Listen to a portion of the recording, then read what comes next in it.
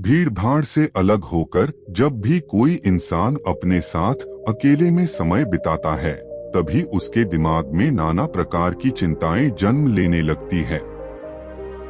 मनुष्य की प्रवृत्ति ही ऐसी है कि वो ज्यादातर समय नकारात्मक ही सोचता है। अपने लक्ष्य को कैसे प्राप्त किया जाए, ये सोचने की जगह है। वो ये सोचता है कि अगर लक्ष्य पूरा नहीं हुआ तो मैं क्या करूंगा, और इस प्रकार की नकारात्मक विचारधारा के कारण जीवन परांत डर डर कर जीता रहता है। अगर पूरी बुद्धिमानी और सजगता के साथ इस डर को समझाना जाए तो यही डर इंसान के पतन का कारण बनता है। ऐसा मनुष्य जो खुद पर संजय करता है, खुद पर संदेह करता है, भला वो कैसे सफल हो सकता है। लेकिन बुद्धिमानी से अगर इस डर का उपयोग किया जाए तो यही डर उसकी सबसे बड़ी ताकत बन सकता है। काश केवल एक बार उसने खुद पर विश्वास किया होता तो उसे मालूम होता है कि उसके डर में ही उसकी ताकत का रहस्य छुपा हुआ है। ये कहकर सन्यासी चुप हो गया और चुपचाप अपने कदमों पर ध्यान लगाते हुए जंगली घास पे से आगे बढ़ने लगा। संध्या का समय था। सन्यासी और एक लकदहारा जंगल में से होकर गांव की तरफ निकल रहे थे। सन्यासी के ये शब्द लकड़हारे को कुछ समझ में नहीं आए। वो सोच रहा था कि डर में ताकत कैसे हो सकती है। डर तो आदमी को कमजोर बनाता है। अपने मन की उत्सुकता को जब वह काबू नहीं कर सका तो उसने सन्यासी से पूछा कि महात्मा ना, आप ये क्या कह रहे हैं कि डर में ताकत होती है? डर तो आदमी को कमजोर बनाता है, उसे तो अपना डर दूर करना चाहिए। करारा अपनी बात पूरी कर पाता उससे पहले ही उसे एक शेर की दहाड़ सुनाई दी। शेर की गर्जन सुनकर लकड़हारे का रोम रोम कांप गया। उसके कान खड़े हो गए। जंगल से आती एक एक आहट उसे साफ सुनाई दे रही थी। उसके कदम वहीं पर जम गए थे, वो भी नहीं पा रहा था। उसे पता था कि थोड़ी सी हरकत उसकी जान जोखिम में डाल सकती है। उसका दिल तो तेजी के साथ धड़क रहा था, लेकिन फिर भी वो अपनी सांसों पर काबू पाने का प्रयास कर रहा था। कुछ देर बाद जब खतरा टल गया तब सन्यासी ने कहना शुरू किया। सन्यासी ने कहा कि अभी जब तुम डरे हुए थे तो तुम्हारे शरीर का रोम रोम जाग गया था। जंगल से आ रही छोटी से छोटी आहट पर भी तुम्हारा ध्यान लगा हुआ था। तो इस प्रकार अपने मन के डर के कारण तुम होश में आ पाए, तुम पूरा ध्यान लगा पाए। इससे पहले जब तक तुम्हें शेर की दहाड़ सुनाई नहीं दी थी तब तक तुम अपने विचारों में खोए हुए थे, लेकिन जैसे ही तुम्हें शेर की दहाड़ सुनाई दी वैसे ही तुम्हारे सारे विचार गायब होकर हम वर्तमान में उपस्थित हो गए थे। यदि तुम्हें अभी शेर से बचकर भागना होता या फिर उससे लड़ना होता तो तुम्हें अपने शरीर की वो क्षमता देखने को मिलती जो आज तक जीवन में तुमने खुद भी महसूस नहीं की होगी। जब कोई कुत्ता तुम्हारे पीछे दौड़ता है उस समय तुम्हारी जो रफ्तार होती है वो तुम्हारी आम जिंदगी से कहीं ज्यादा होती है। साधारण जीवन में तुम इतने तेज नहीं दौड़ पाओगे जितना कि एक कुत्ते के सामने दौड़ पाओगे। ये ताकत या कहें कि हमारे शरीर की क्षमता अभी देखने को मिलती है। जब हमारा मन डर में होता है, किसी डरावनी परिस्थिति में हमारा मस्तिष्क और हमारा शरीर अपने उच्चतम श्रेणी में काम करता है। जो काम तुम आम जिंदगी में नहीं कर पाते वो तुम्हें डराकर कराया जा सकता है।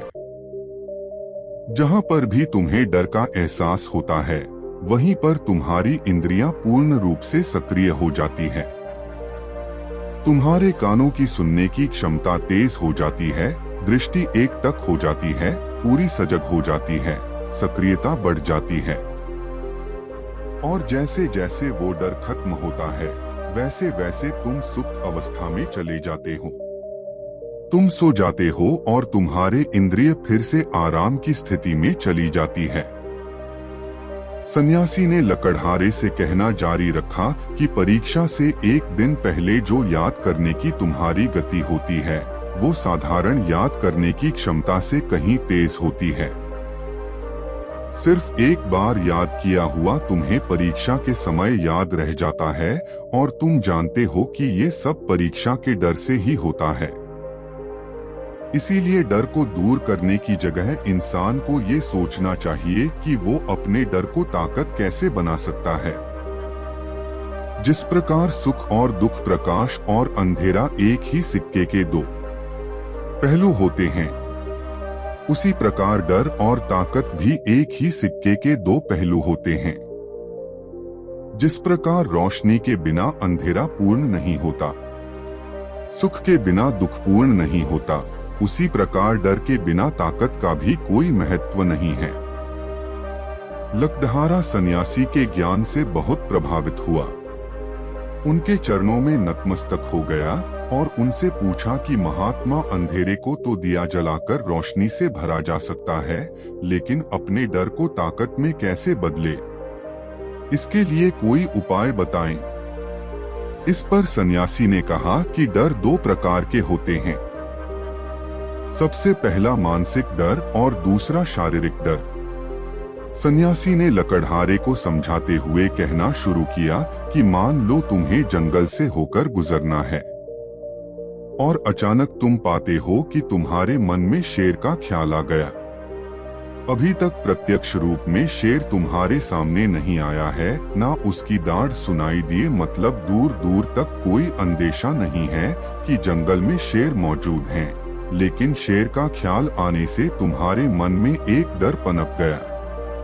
अब तुम्हारा उठने वाला एक उसी डर से अभिभूत होगा। हर समय तुम्हारे मन में यही ख्याल चलेगा कि कहीं शेर ना जाए। ये शेर वर्तमान में तुम्हारे सामने नहीं है, यह तुम्हारी बहुविष्यक की कल्पना है। इसी प्रकार जो मनुष्य अतीत और भविष्य की चिंताओं में डूबा रहता है, वो मानसिक डर का शिकार होता चला जाता है। इसी विडंबना के कारण वो अपने जीवन में जीतने भी निर्णय लेता है। वो सारे मानसिक डर से ग्रसित होते हैं। इसीलिए ज्यादातर मनुष्य पूर्ण रूप से अपने निर्णय पर भरोसा नहीं कर पाते हैं और यही निर्णय या फिर फैसले जो आधे मन से लिए जाते हैं, मनुष्य के कार्य को पूरा नहीं होने देते। लेकिन ये भी सत्य है कि मानसिक डर के कारण ही इंसान अपनी तैयारी पूरी करता है। अगर तुम्हारे मन में शेर का ख्याल नहीं आएगा तो तुम शेर से सुरक्षा के लिए कोई भी कदम नहीं उठाओगे। लेकिन अगर तुम्हें शेर का ख्याल आ गया तो तुम उससे सुरक्षा के लिए कोई ना कोई तरीका जरूर अपनाओगे। तो इसीलिए मानसिक डर बेकार नहीं होता, वो आपकी सुरक्षा को और ज्यादा मजबूत भी करता है। लेकिन समस्या तब शुरू होती है जब आप चाहकर भी कुछ नहीं कर सकते, लेकिन उसके बावजूद आप मानसिक डर झेल रहे होते हो। उदाहरण के लिए कुछ मनुष्य हमेशा ये सोचते रहते हैं कि उन्हें कोई बीमारी ना हो जाए, कहीं उनके साथ कोई दुर्घटना घट जाए, कहीं उनके साथ कोई धोखा ना कर दे। लेकिन इन सब घटनाओं पर उनका कोई जोर नहीं होता है, ये उनके हाथ में नहीं होता है। अगर दुर्घटना होनी होगी तो होगी ही, अगर बीमारी होनी होगी तो होगी ही। अच्छा खान पान और अच्छी दिनचर्या का पालन करने के बाद भी अगर कोई मनुष्य बीमार हो जाता है तो ये उसके नियंत्रण के परे की बात है। अपनी तरफ से उसने पूरी कोशिश की और यही उसका कर्तव्य था। उसमें कोई कुछ क्या कर सकता है? जो घटनाएं इंसान की पहुंच के परे होती है वो उनसे भी परेशान होता रहता है, उनसे भी उसका मन घबराता रहता है और यही मानसिक डर उसके पतन का कारण बनता है।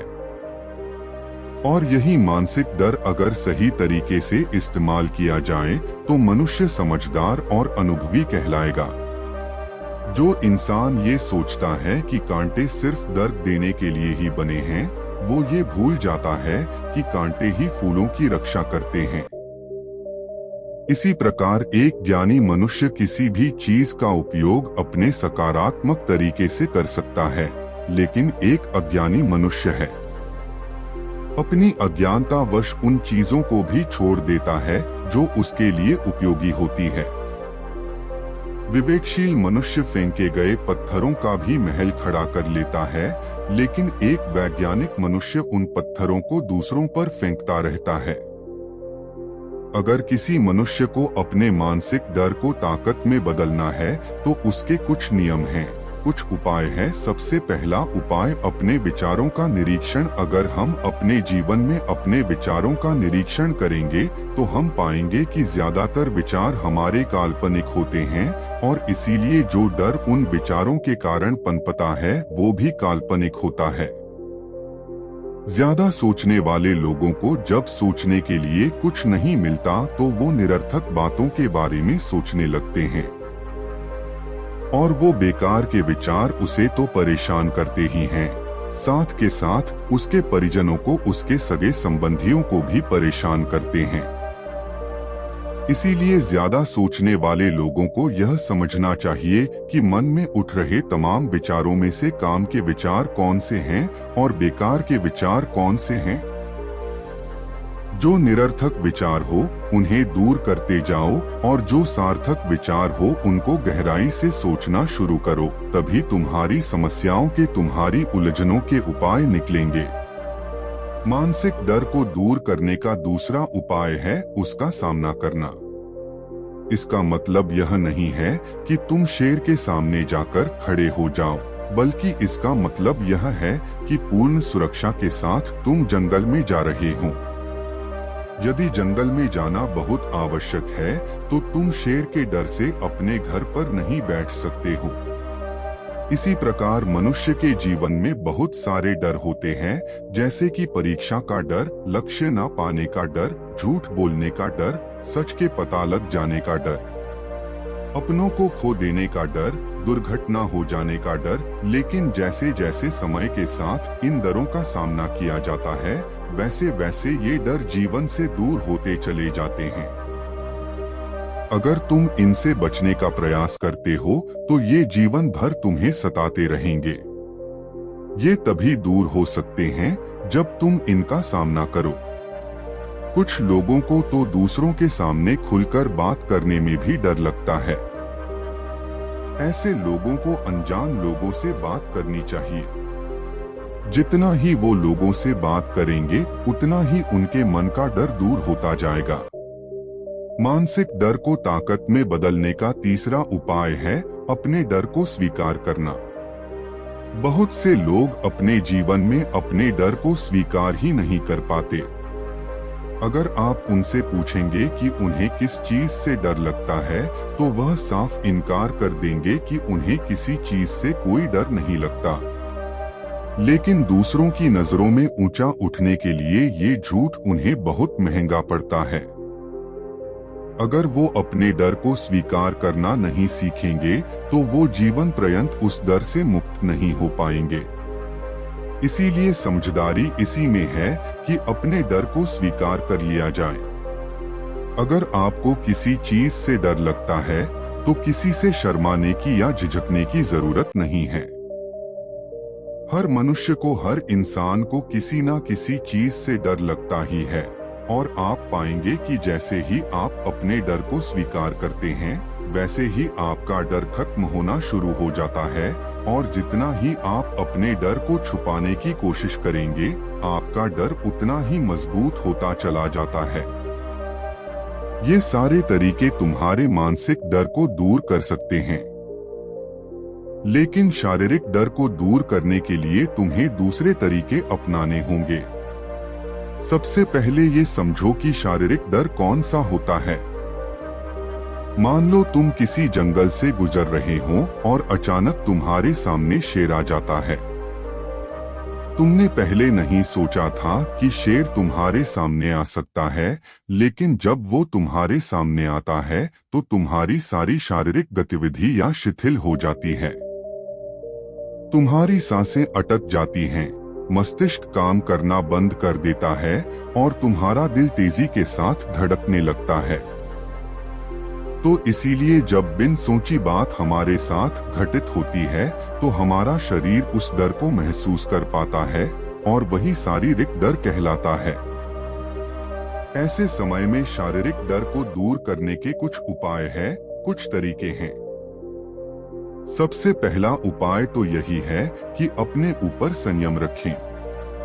जब किसी मनुष्य के साथ बिन सोची बात घटती है तो सबसे पहले उसका संयम टूट जाता है और संयम टूटने के साथ उसका मस्तिष्क काम करना बंद कर देता है और इसी वजह से सोचने और समझने की प्रक्रिया भी रुक जाती है, क्योंकि हमारा शरीर उसी प्रकार कार्य करेगा। इस प्रकार हमारा मस्तिष्क उसे निर्देश देगा। अगर मस्तिष्क की सोचने समझने की शक्ति खत्म हो गई तो हमारा शरीर भी शिथिल हो जाता है। तो इसीलिए अगर कठिन समय में मनुष्य अपने ऊपर संयम रखता है तो उसका मस्तिष्क सही तरीके से काम करता है और वो सही निर्णय लेकर उस परिस्थिति से तत्काल बाहर आ सकता है। यहाँ पर दूसरा उपाय समझने का ये है कि जीवन में कुछ भी घटित हो सकता है। जीवन बड़ा चमत्कारिक होता है, वो हमारी सोच के अनुरूप नहीं चलता, बल्कि उसमें कुछ भी हो सकता है और यही जीवन की खूबसूरती होती है। अगर आपको आज ही पता चल जाए कि आने वाले 10 साल तक अब क्या कर पाएंगे तो आपकी जीवन में से रुचि खत्म हो जाएगी। लेकिन अगर जीवन एक रहस्यमयी किताब की तरह बना रहेगा तो आप अपने जीवन से कभी नहीं थकेंगे। आपका जीवन आपको आश्चर्यचकित करता रहेगा। इसीलिए यह समझो कि जीवन में कुछ भी घटित हो सकता है, तुम्हारी सोच से परे भी घटित हो सकता है। इसीलिए कुछ अनुमान मत लगा लेना। किसी सोच को लेकर सन्यासी ने अपनी बात खत्म करते हुए कहा कि इन तरीकों से तुम अपने मानसिक और शारीरिक डर को दूर कर सकते हो और आनंद से भरा हुआ जीवन जी सकते हो। नमो बुद्धाय।